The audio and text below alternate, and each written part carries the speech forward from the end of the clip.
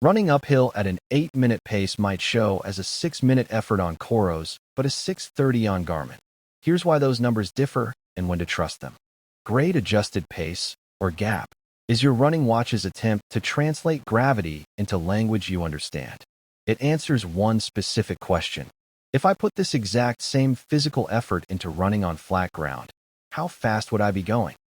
While the concept is simple, the math behind it is surprisingly controversial. Different brands use different scientific models to estimate how much extra oxygen or energy running uphill requires.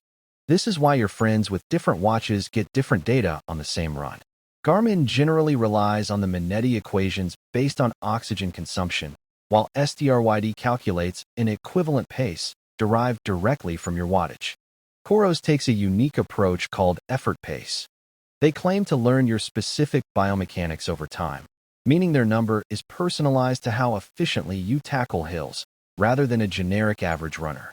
The biggest disagreements happen on the downhills.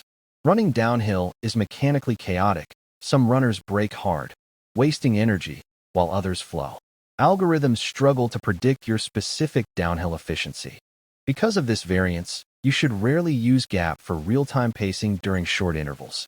GPS elevation data often lags by 10 to 15 seconds, meaning the watch realizes you're on a hill after you've already started climbing.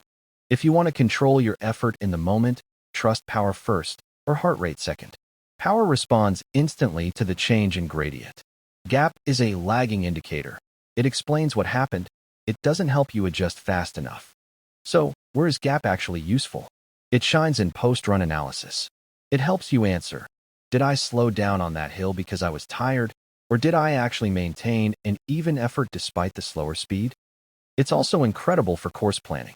If you're racing a hilly marathon like Boston or NYC, looking at grade-adjusted splits helps you plan an energy strategy that keeps you from burning out on the early climbs.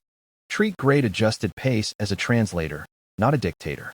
It gives you context for your run, but for the actual execution, trust your body's signals and power data over a calculated algorithm. Use power for the moment and gap for the analysis.